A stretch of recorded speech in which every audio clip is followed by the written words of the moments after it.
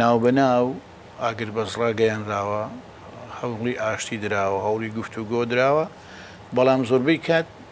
ئەنجامی نەبووە لای پارتی کرێکارانی کوردستانیشەوە ئەو پەیامانەی بەڕێز وەژالان بۆ پەکەکە و بۆ سەرکردایەتی پەکەکە و بۆ قەندیل و بۆ گەلیلای ناردووە وەکو خۆی جێبەجێ کراوە ئێمە لێرە باسی حکوومەت دەکەین باسی خەڵگەکەین باسی سوپاکەین باسی پەرلەمانەکەین سوپا ئیلتیزاماتی نەکردووە ئەم کەجەکەیە چییە؟ ئەم کەجەکەی وەکو حکوومەت وایە دوو خاڵی گرنگ لە پەیامەکەی ئەم جارەی بەڕێز عەبدوڵڵا وەژەلان هەبوو ڕاستە هێزێکی بەدەسپلینە بەڵام هێزێکی گوێڕایەڵیشە هێزێکە ینی سیاست ئاڕاستەیەکە ئەو سیاست ئاڕاستە ناکە بەڕێزان خۆشەویستان ئەم کاتتان باش هیوای ساغ و سەلامەتیتان بۆ خوازیین ئەمڕۆ بابەتی گەرمی میدیا و سۆشیال میدیای کورد تورک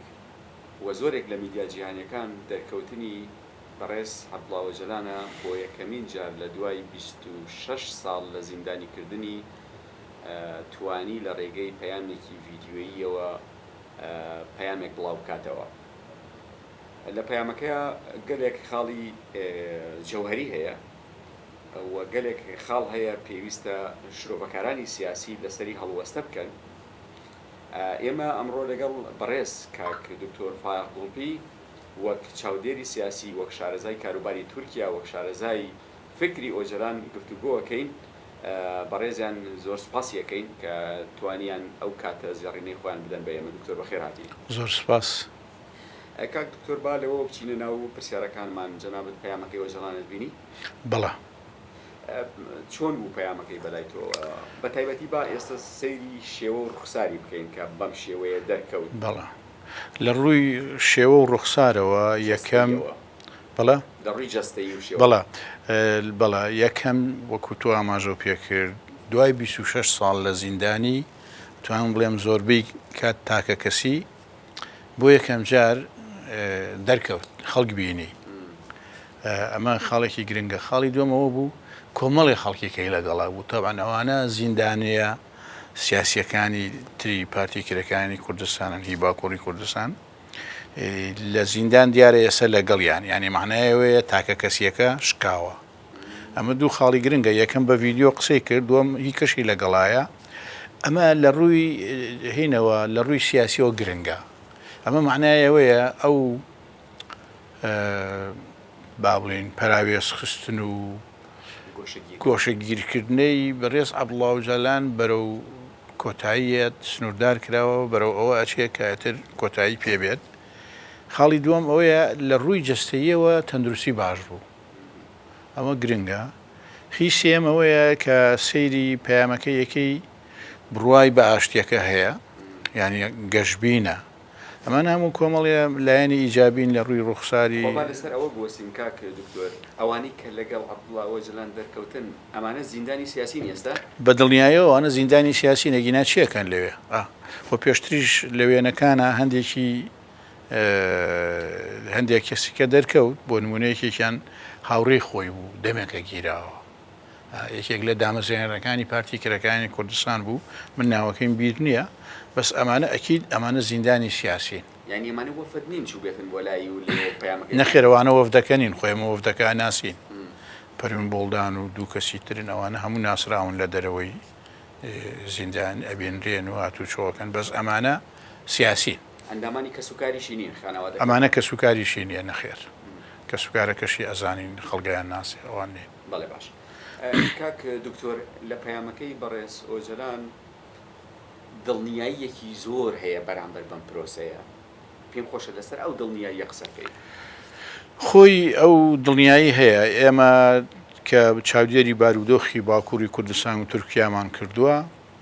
لە ڕابردووە بە تایبەتی لە 93ەوە لە 93 سەدەی پێشووەوە ناوبەناو ئاگر بەزڕا گەیانراوە هەوڵی ئاشتی دراوە هەوڵی گفتوگۆ دراوە بەڵام زۆربەی کات ئەنجامی نەبووە و کاتێکیش کە پارێزەرەکانی یا کەسێکی نزیکی خۆی سەردانی ئۆژەلانیان کردووە لە زیندان ڕەشبین بووە بە بارودۆخەکە تەواو لەبەرەوە پرۆسەکە نەچۆتە پێشەوە بەس ئێستا ئەم جارەیان لە مانگی 10 ساڵی پارەوە ینی لەولا 2 مانگ و لێرە 6 مانگ 8 مانگە لە ڕووی سیاسیەوە ئەو هەڵوێستە سیاسیانەی کە بەرپرسانی تورکیا هەیەە ینی کەم پێشکەوتووە زۆر بە خێرایی پێش ناکەوێ بەڵام لە شوێنی خۆیەتی و گەشەشی کردووە مەسان یەکەم لێدوان هی باخچەلی بوو دوایی ئەردۆغان و ئاکپارتی پشگیریان کرد دوای ئەوە دووەم جارە ئەردۆغان وەکو سەرۆک کۆماری تورکیا لەگەڵ وەفدی دەمپارتی دابنیشێ و حیزبەکانی کەش تەنیا ئی پارتی هەیە ئەو ئی پارتیە لەگەڵ پرۆسی ئاشتی نییە ئەمە لە ئاستی سیاسیەوە لە ئاستی خۆی بە حساب دەوڵەت باخچەلی مەهاپەل هەمویان ڕەگەزپەرستر بوونتر ئەوانە نازانم مەسەلە ڕەگەزپەرستیە یا مەسەلە بەرژەوەندی خۆیانە لەگەڵ نین ئەمە لە ئاستی لایەنی سیاسیەوە لە ئاستی کۆمەڵگاوە من لەم ڕۆژانە داتایەکم بینی ڕاپرسی کراوە لەسەر ئاشتی لە نێوان پارتی کرایانی کوردستان و حکوومەتی تورکیا لە ساهشتاویەک یا هشتا و دووی خەڵکی باکووری کوردستان پێیان خۆشە و لە سا شەستی یا 61 62 خەڵکی تورکیاش پێی خۆشە ئەمە گرنگە پشگیری جەماوەری و پشگیری سیاسی هەیە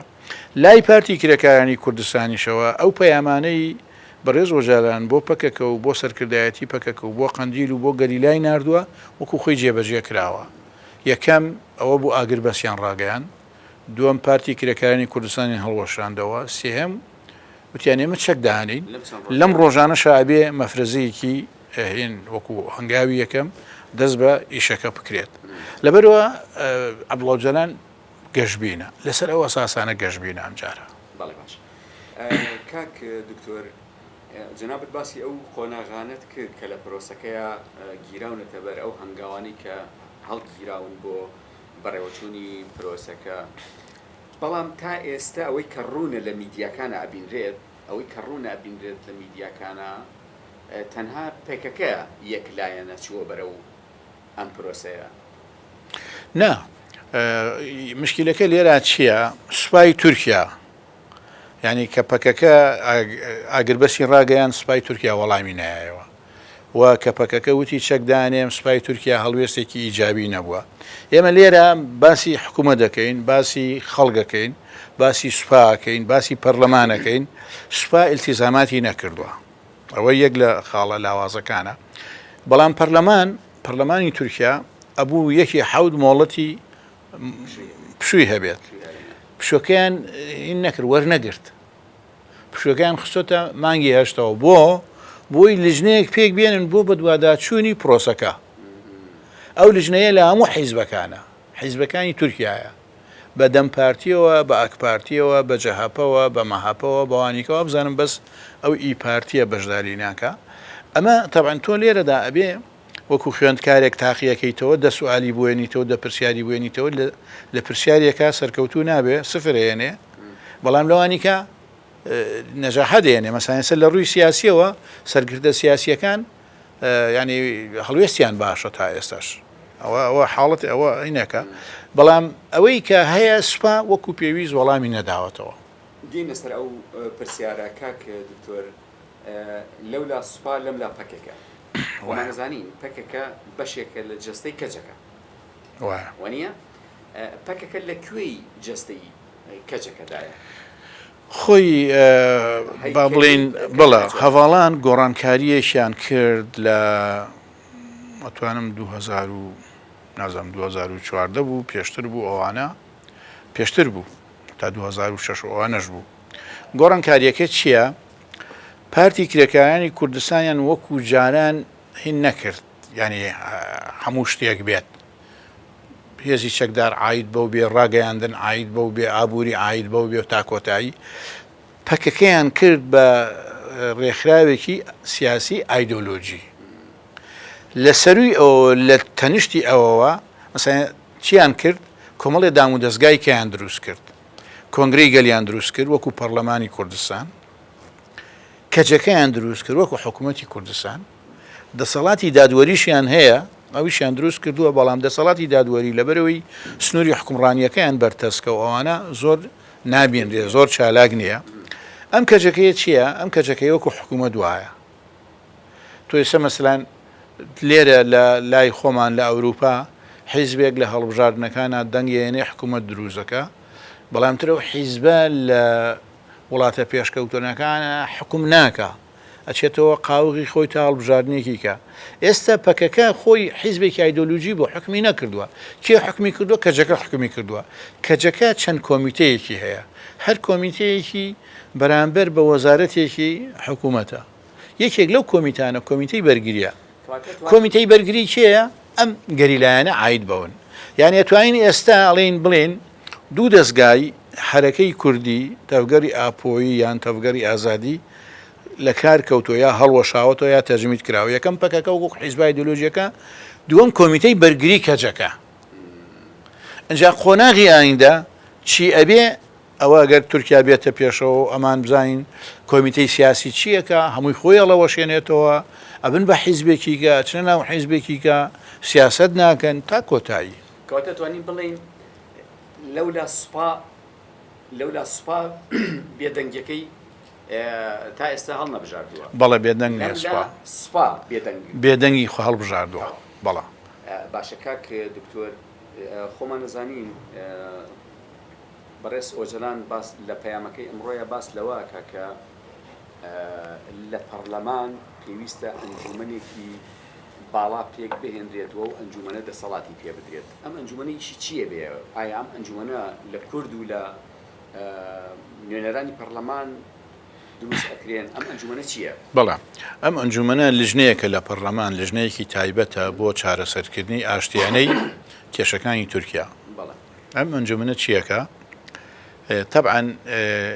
لەوانەیە یەکێک لە ئیشەکانی ئەوە بێ پێشنیار بکە بۆ پەرلەمان کۆمەڵی یاسا هەیە هەموار بکرێتەوە بۆ نمونە یاسای دژە تیرۆر یان یاسای بەرەنگاربوونەوەی تیرۆر ئەمە یەکێکە لە کێشەکان خاڵی دووەم ئەوەیە بەڕێز عەبدوڵڵا ئۆجەلان خۆی زیندانی کراوە بە یاسا بڕیایی لەسەر دراوە ئێستا لە ڕووی سیاسیەوە ئەبێ ئەم کەسە چالاک بکرێتەوە ئازاد بکرێ ئەبێ ئەم پەرلەمانە یەکێک لە ئیشەکانی تری ئەوە بێ یاسایەک بدۆزێتەوە بۆ ئەوەی عەبدوڵڵا ئۆجەلان ئازاد بکرێت لە زیندانە بۆ نمونە شتێک هەیە بە ناوی مافی هیوا مافی هیوا ئەمە ینی لە وڵاتە پێشکەوتەکانە هێنیەکەن با بڵێن جێبەجێەکەن ئەڵێ ئەو کەسەی کە تەمەنی لە 70 ساڵ زیاتر بێ حکم درابێ بۆی هەیە تا حکومەکەی هەندێکی لە دەرەوە تەواو بکات تقریبا ئازادیەکی سنوورداری هەبێ لە دەرەوە وەکو بڵێ دەست بەسەر بێ لە دەرەوە یا لە ژێر چاودێریا بێ زیندان بێ و بەڵام زیندانیەکەی خەڵک هاتوچۆی بکە هاتوچۆی خەڵکە لە ژێر چاودێری حکوومەتە ئەمە بۆ نمونە دوو لە ئەرکە گرنگەکانی ئەو هێنا ئەنجومەنەیە اینجا بێجگەلەوە لە ڕووی شتی هەنووکەییەوە مەسەلەن چەندان نازانم ئێستا چەند 10,000 زیندانی کوردەیە لە زیندانەکانی تورکیا ئەمانش ئەبێ ئازاد بکرێن چۆن ئازاد بکرێن ئەبێ تەبەن لەوێ هێنا دەسەڵاتی یاسادانان بۆ خۆیان هێنی وایە هەیە تورکیا ڕاستە شۆڤێنی بۆ لەگەڵ کووردا بەڵام وڵاتێکی دەستوری و یاسایی و وڵاتێکە کە دەسەڵاتە جیاجیەکانی دەوڵەت لە یەک جیاکرانەوە تا ڕادەیە سربەخۆیان هەیە لەبەرەوەی دەسەڵاتی دادوەری بۆ نمونە کە دوێنێ دەم پارتی چۆتە لای سەرۆک کۆمەڵ دوایەوە چونەتە کوێ چۆنتە لای وەزیری داد ئەشکالی یاسایی هەیە ئەبێ ئەو ئەشکالە یاسایانە ئەو کۆمیتەیە چارەسەری بکە بێژگەلەوە تۆ مەسلەی گرنگ هەرە گرنگی استراتیژی درێژخایەن لە تورکیا ئەوەیە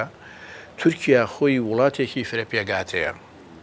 تورکی تایە تورکمانی تایە چەرکەسی تایە عەرەبی تایە کوردی تایە ئەرمەنی تایە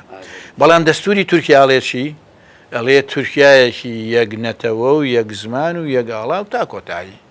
ئێبێ حەلی ئەمە بکرێ ئەبێ پێداچوونە ئەم لژنەیە یەکێ لە ئیشەکانی تریەوەیە سەرنجەکانی خۆی بۆ ئەوەی تورکایەکی دیموکرات کە بەڕێز ئۆجەلان باسیەکە کۆمەلگای دیموکرات و ئاشتی ئەوانە ئەوە جێبەجێ بکرێ چکە ئێستا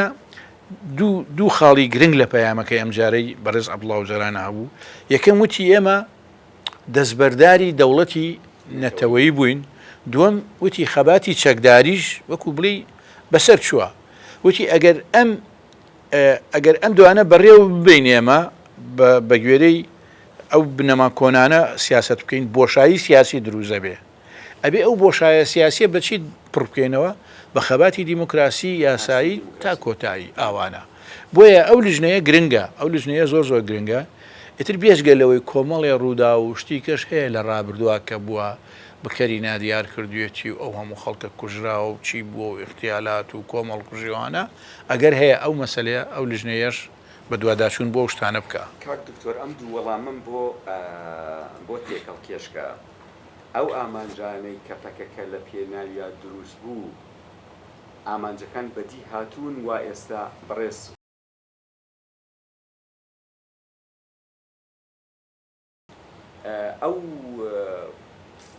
ئەو کۆمیتەی کە بڕیارە دروست بکرێت ئەتوانێت ئەو کۆمیتەی کە بڕیارە دروست بکرێت ئەتوانێت ئەم یەکگرتوویەی ناو جەماوەری ناو خەڵکی تورکیا بە شێوەیەک لە شێوەکان قەنەعەت پێ بکە کە ئەو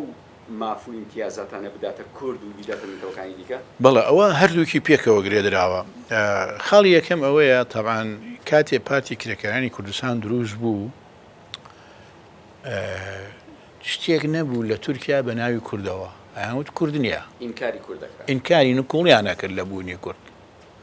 ئەمان بە خەبات و تێکۆشانی خۆیان بەو شێوەیە بە خەباتی سیاسی و چەکداری و ڕاگەیاندن و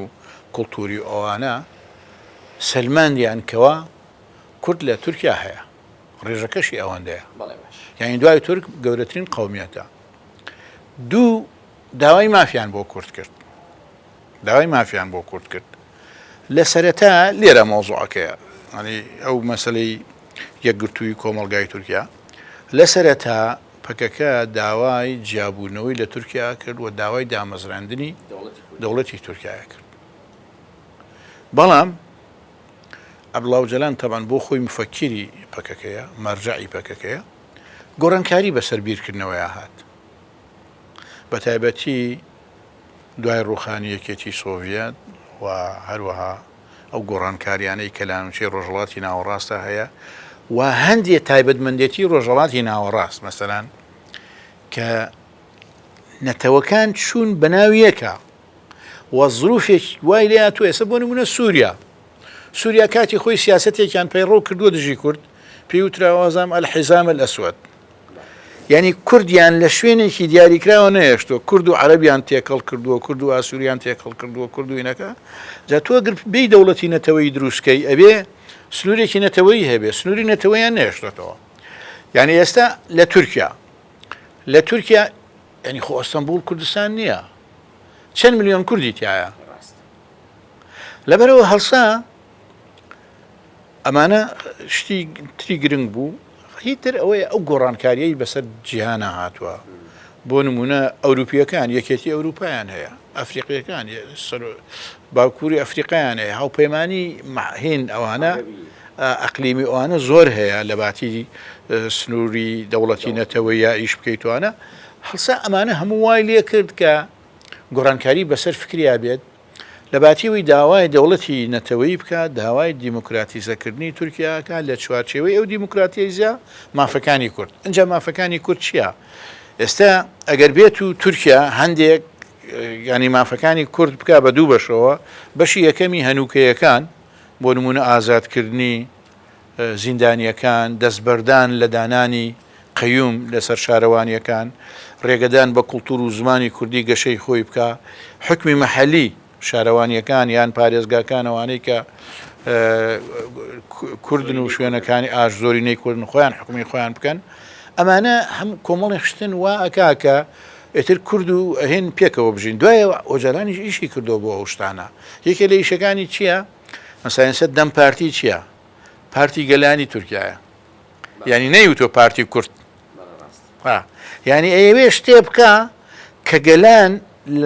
لە تورکیا و لە ڕۆژهەڵاتی ناوەڕاستە پێکەوە بەبێ شەڕ و شۆڕ بەڵا ئەمە لە بەبێ شەڕ و شۆڕ بەبێ لە یەک کوشتن بەبێ خوێن ڕشتن بژین بە خۆشی پێش بکەون تا کۆتایی ئەنجا ئەگەر ئەمە سەر بگرێ ئەگەر کورد داوای جیدابوونەوە نەکە داوای دەوڵەتی کوردی نەکە داوای مافەکانی خۆی بکە لە چوارچێوەی تورکایەکی دیموکراتە تۆ تورکەکانی ژواز لە دژایەتی پەکەکە بێنن ناو ناتۆرەی تیرۆر و ئەوانەی لەسەر لابن لەو قەناعەتام ئیشەکە بەڕێک و پێکی ئەچێتە پێشەوە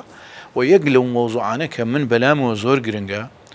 بەڕاستی ئەمەی ئەم پرۆسی عەبدوڵڵاه ئۆجەلان کە داوای کردو و ئێستا خەریکە بەرەو پێشەوە چێ بێجگە لە ڕووی فکریەوە ئازایەتێکی گەورەی ویستووە چکە سەیری کە کاگی ئیسماعیل ئێستا ئێمە لە ڕۆژهەڵاتی ناوەڕاست وانە ئاژین سەیری شەڕی ئۆکرانیا و رووسیاکە سەیری شەڕی سوودانیەکان بکە سوپا و داعمی سەریع سەیری شەڕەکەی لیبیا بکە ڕۆژێکە گەشێتەوە ڕۆژەدا ئەمریکێت و تاکۆتایی سەیری عەرەب و ئیسرائیلەکان بکە لە 48 کە دەوڵەتی ئیسرائیل دامەزراوە هەتایە بڕوا دەبێت لەوانەیە 48 سەعات لەسەر یەک ئیسراحەتیان نەکرد باشە ئەمە معنایەوەیە ئێمە ئەم دەمارگیریە نەتەوەییە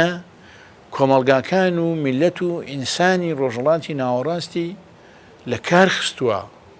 لە کاتێکە لە ڕابردوویەکی دوورە بەم شێوەیە بۆ کە ئێستا عەبدوڵڵاه ئۆجەلان تەبەنیەکە بەڵا ئێستا ئێمە سەیری این بکەین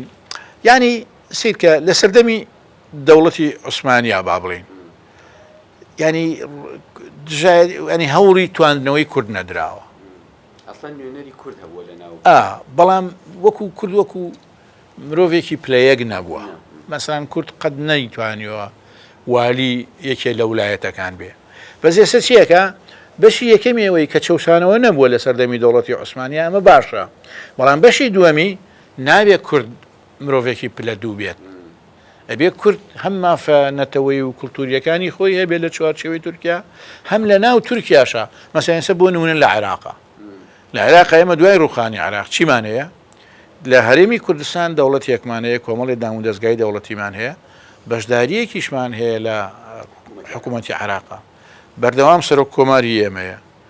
وێشە لە وەزیرە سیادیەکان ئێمەیە جێگری سەرۆکی پەرلەمان ئێمەیە تێگەی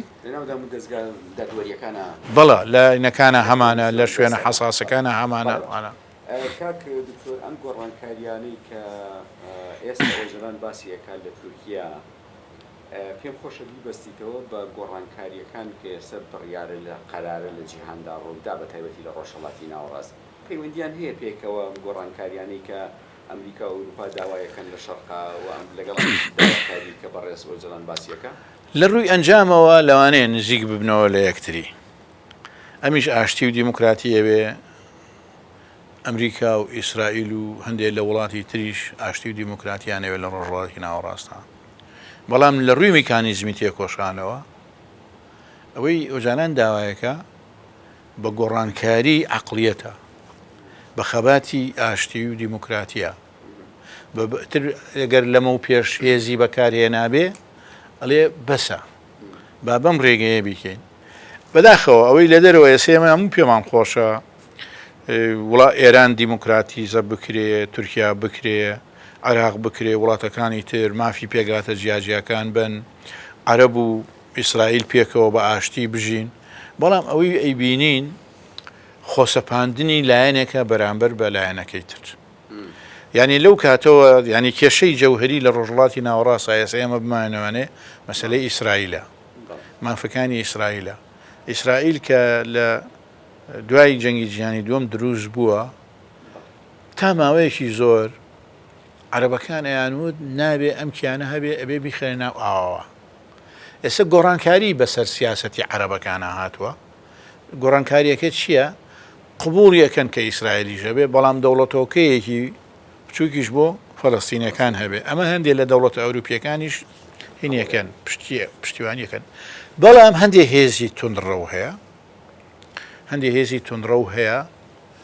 هەر وەکو جاران ئەڵێ نابێ ئیسرائیل بمێنێ مەسەڵەن ئێستا بەداخەوە یانی نەمانێ کۆماری ئیسلامی ئێرانیش پشتگیریە هوێزەکە ئەمە حەقیقەتەکەیە خۆ ئەگەر بێت و ئەوانیش ئەو هینیان بگۆڕێ بەرامبەر بە ئیسرائیل ئەو کاتە ئەو تێڕوانیان بگۆڕێ وەکو جاران وەکو ئێستا هەیە نەبێ ئەو کاتە لەوانەیە کێشەی ڕۆژهەڵاتی ناوەڕاست بکەوێتە سەر چارەسەری ئەگەر نەکەوێت ئیسرائیلیش بەرنامەیەکی هەیە فەرموچی لە غەزاکە یعنی ئێستا دەرکەوت دوای حوتی ئۆکتۆبری 2023 کە حەماس ئەو عەمەلیەتەی کرد دەرکەوت ئەمانە هێشتا لەسەر سیاسەتی لە ناوبردنن. یعنی مەسەڵەن ئەوەی ئیسرائیلێکا لە غەزە تەنیا لێدان نییە لە حەماس، یعنی هەوڵی ئەوە ئەدەن کە غەزە پاک بێتەوە لە عەرەب، خۆیان ئیسرائیلی تیان نیشتەجێ بکات. ئەمە غەڵەتە ئەم شتانە، ئەمە لە ئەنجامی نابێت. لەوانەیە مەسەڵەن ئێستا میکانیزمی ئینەکەی عەبدوڵڵاه جان وانە وازی لە هەندێک شت هێناوە، ئەبێ ئیسرائیلەکان واز لە هەندێک شت بێنن، عەرەبەکان واز لە هەندێک شت بێنن لە پێناوی ئاشتیا. ئەگەر قوربانی نەدەی هیچ بەدەست نایەنی. کوردەواریش وتوێتی ئەگەر سوار و پیادە بیانەوە بگەن بە یەکتری، پیادەکە تۆزێ خۆی هەڵبڕۆ، سوارەکەش تۆزێ خۆی دانوێنێ بە یەکتری. وایە بەس کاک دکتۆر، ئەم هێزە ڕادیکاڵ و تۆکمەی هەکەکە چۆن، یعنی ئەمە چییە وای لەم هێزە کردووە کە بچێتە ژێر پەیامێت کە لە زیندانەوە ئاراستێ بکرێت؟ خۆی ئەم هێزە هەمووی بە فکر و تەکتیکی عەبدوڵڵاه جەلان دروست بووە، وا پەروەردە کراوە کە هەر کاتێک پێویست بوو گۆڕانکاری بەسەر هەڵوێستی خۆی و جۆری خەباتی خۆی دابێنێ. یعنی ئەمەی ئەم جارە کە ئێستا لەم ڕۆژانە مەفرەزەیەک یان هێزێک لە گەریلا چەکەکانیان داهێنێن، ئەمە یەکەم جار نییە. ساڵی 2002 مەفرەزەیەک خۆی ڕادەست کردەوە، ئەو کاتەش گفتوگۆ هەبوو لە ئیمرالی لەگەڵ عەبدوڵڵاه جەلان. عەبدوڵڵاه جەلان داوای کرد بۆ نیاسپاکی مەفرەزەیەکتان خۆتان ڕادەست بکەنەوە بۆی بزانین کە ئێمە ئەمانوێ باشتی کێشەکان چارەسەر بکەین. ئێوە مەفرەزەی هەمووی گیران. مەفرەزەی دووەم وا بزانم 2010 بوو، هێن بوو 2010 بوو خۆی ڕادەست کردەوە، ئەوانیش گیران. ئەشگیران بە گوێرەی پلە و پۆست و چالاکیان سزادران. هەندێکیان لەوانەیە چەند مانگێک ئازاد کرا، هەندێکی هیواشیان هێتا ئێستا لە زیندانایە، نازانمەوە وا بوو بەو شێوەیە بوو. ئەم جارە تر جاری سێهەمە، ینی ئەم لەبەروی ئەم شتا ئەم هێزە باو شێوەیە بەو شێوەیە هێزێکە ڕاستە هێزێکی بەدیسپلینە، بەڵام هێزێکی گوێڕایەڵیشە، هێزێکە ینی سیاسەت ئاڕاستەیەکە، ئەو سیاسەت ئاڕاستە ناکە. یعنی هێزە چەکدارەکە سیاسەت ئاڕاستە ناکە، بەڵکو سیاسەت هێزە چەکدارەکە ئاڕاستەکە. هەر کاتێک هێزە سیاسەت زانی خەباتی چەکداری پێویست نییە ئەڵێ بوەستە، کە زانی پێویستە ئەڵێ دەست پێ بکە. جا ئەمان مەسەلەی هێن پەکەکە یا گەریلا تەنیا هێزێکی شەڕکەر نین، هێزێکی سیاسیشن. یعنی ئەوانە هەموو کە ئەچنە ئەوێ پەروەردەی سیاسی، پەروەردەی کولتوری، پەروەردەی ڕێخستنی و عەسکەریشە بینن. لەبەرەوە لە هەمان کاتا کە شەڕکەرێکی باشن، سیاسیەکی باشیشن. باشە کاک دکتۆر، توا با ئەم پرسیارە بۆ هەرێمی کوردستان بکەین. هەرێمی کوردستان و خەڵکی کوردستان پێش، ینی باشووری کوردستان وابەسمە، باشووری کوردستان پێش باکووری کوردستان تا ڕادەیەک هاتن ناو ململانەی داواکردنی ماف و سەربەخۆیی و چەکداری و ئەوانە. من باسی ساڵی شۆڕشی شێخ سایدی پیرانوانە ناکەم، بەڵام لە دوای 90ەکانەوە باسیەکەی. بۆچی لەناو کووردا کەسێکی لەناو ئەفوان باشووری کوردستانە کەسێکی وەکو ئۆجەلان دروست نەبووە کە خەڵک ئەوەندە گوێڕایەڵی بێ، سەرباز ئەوەندە گوێڕایەڵی بێ؟ من ساڵی 92 کۆنگرەی یەکەمی یەکێتی بوو، ئەزانم کۆتایی 91 بوو، ئەوان 92 بوو، یەکی 92 بوو، مانگی یەک بوو. کۆنگرەکە سەرەتا لە هێن بوو، لە سلێمانی بوو، لە هۆڵی ڕۆشنبیری بوو. ئەمزانم حیزبەکان هێن کرابوون، میوانداری کرابوون، حیزب ویلایەنە سیاسیەکانی کوردستانی کێ لەوانە هەواڵانی پەکەکە میوانداری کرابوون. ئێمە ئەو کاتە یەکێتی بوو، ئەندامی کۆنگرە بوو، بەس ئەو کاتە هەر عەتفم بەلای پەکەکە هەبوو، لەبەروی چەپن و لەبەرەوەی سەرتاسەرین و کوردستانی نوانە. چوون بە خۆعافووی کاک قادری حاجی عەلی وت، ئەو کاتە وتم کاکار من ئەوانەی پەکەکە بەمەوە لای خۆم، لە ماڵی خۆمان بن، با لە ئۆتێل نەبن. وتی باشە. ڕۆشتن 6-7 کەس بوون، بەرپرسەکەیان ناوی ماهێر بوو، ماهێر وڵات. ئیتر شەو لای ئێمە بوون، شەو کە لای ئێمە بوون ئەوان دایمەن کتێب و شتیوان پێیە، هەندێک کتێبی ئۆجەلانیان دامێ. من کە کتێبەکانم خوێندەوە ئەمە بە وەکو کەسێکی ئەو کاتە لەو تەمەنا و لە ناویەکێتیا بووم لە ناو شۆڕشی کورد و لە باشوور وتم بەخوا ئەم کابرایە کورد نییە چکە عقلی بە قەنەعەتی من عقلی لە سەروی ئینسانێکی کوردەوە بێ هەنی مە بەسم چییە عەبدوڵڵاهجان کابرایەکی زیرەکە و قوڵ بووە ئەتوانم بڵێم فەیلسوفێکی سیاسیە ئەم کابرایە هەمووی لەوەوە هاتووە یعنی ئەساسی مەسەلەکە کە پەکەکە وای لێ هاتووە ئێستا ئەو هێزە بێت لە ڕووی نەوعیەوە لە ڕووی چۆنایەتیەوە جیاواز بێت لە هێزەکانی ئێمە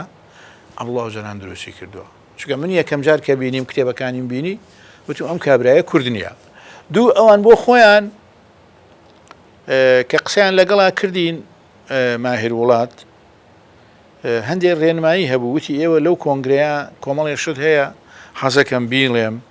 بۆی بەکاری بێنن لە سیاسەتی خۆتانە یەکێک لەوانە باسی شەهیدانی کرد وتی ئەبێ زۆر گرنگی بە شەهید بن فەرامۆشیان نەکەن هەندێک شتیکەی وتم بیرم نەماوە بەڕاستی مەبەستم چییە؟ مەبەستم ئەوەیە عەبدوڵڵاهجان کابرایەکە مەسەڵەن زۆر کەسی دەگمەن هەیە پیاوی گەورە هەیە فەیلسوف بووە ئەدیب بووە شتیکە بووە سیاسی بوو ئەوانە کاریگەری لەسەر کۆمەلگا هەبوو کۆمەلگای گۆڕیوە عەبدوڵڵاهجان یەکێکە لەوانە کاریگەری لەسەر کۆمەلگای باکووری کوردستان کردووە کاکە تۆ وەرە ئاوارەکانی مەخمور تۆ بچۆرە مەخمور بزانە چیان کردووە بزانە ڕێخستنی شوکاری خۆیان بزانی ژینگە ئەو مەخمورە کە بە زەحمەت دێنی لێ ڕوێ دارودەوەنی لێ ڕوێ هەمویان سەوز کردووە یعنی بزانە ڕێکوپیەکی خۆیان چالاکی خۆیان چۆنە ئەمە لەسەر کاریگەری فکری ئۆجەلایان لەسەرە پەکەکە کاریگەری ئۆژەلایانی لەسەرە مەسەلەکە لێرایە مەسەلەکان و عەبدوڵڵاهجانە دکتۆر من نامەوێت زۆر کاتت لێ بگرم ئەگەر شتێک ما بێت لەسەر ئەو پەیامە ڤیدیۆیەی بەڕێز وەجەلان پێم خۆش ئاماژەی پێ بکەی و تەسەور گەشتبینی تۆ چۆنە بۆ پرۆسەکە لە کۆتاییان وەڵی من تەبەن ئەوەی ماوەتەوە بێڵێم پارتی کرێکەکانی کوردستان یەکەم جار کە دروست بووە لە ساڵی 1970 یا 1970 بووە تا 1970 هەر خەباتی هینیان کردووە خەباتی سیاسیان کردووە دەرفەت نەبووە بۆ خەباتی سیاسی ئێستا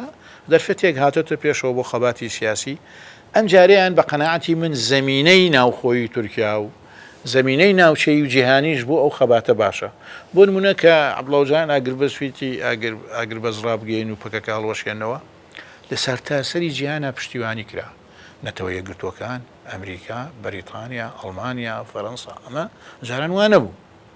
یعنی معنای ئەوەیە بۆ ئەم جارە وەکو ئاماژەشم پێکرد سیاسیەکانی تورکیا هەنگاوی باشیان ناوە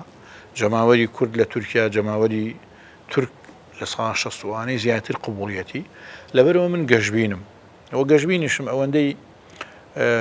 ماوەیە کە هەواڵانی پەکەکەم ناسیوە هەندێک تەعاملم لەگەڵیانە هەبووە بەڕاستی ئەوانە ئیش بۆ میلەتی خۆیانەکەن لەبەرەوە سەرکەوتووە بن ئەمە پرسیارم لە بیر چوو حەزەکەم وەڵامی پرسیارە بدەیتەوە کار دکتۆر بۆچی لایەنێک وەکو نێوگژیوان لە نێوەندەکەدا نییە چۆن نییە هەیە یعنی تۆ کۆنگری هەڵوەشانەوەی پەکەکەیان کە بەست لە شوێنە جیاجیاکان چی حیمایی کردن ئەمریکیەکان حیمایان کردن ناوەند هەیە بۆ نمونە کۆنگرەی گفتوگۆکانی نەرویج وابزانام ساڵی 2010 دەستی پێ کرد چەند ساڵێکی خایاند هێزی نێودەوڵەتی لە نێوانیانە بوو بەڵام ئەو کاتە ئاشکرایان نەکرد ئێستش هەیە بەڵا یوئێنی تایە هاوپەیمانی نێودەوڵەتی تایە یعنی ئێستا بۆ نمونە لە ڕۆژاوای کوردستان چۆن ئەمریکا لە بینی حکوومەتی سووریا و قەسەدە و ڕۆژاوای کوردستانەیە لێرەش هەر هەیە بەڵام وەکو بڵێ بە ئاشکرانیە خۆیان نەزانن سەرچاوم سپاس بۆ ئێوەش گیانەکەم هەربژین سەلامەت گفتوگۆکەمان لەگەڵ بەڕێز کاک دکتۆر فایەقڵۆپی کۆتایی پێهێنی کە قسەکردن بوو لەسەر پەیامە نوێیەکەی بەڕێز ئۆجەلان هەشاد بن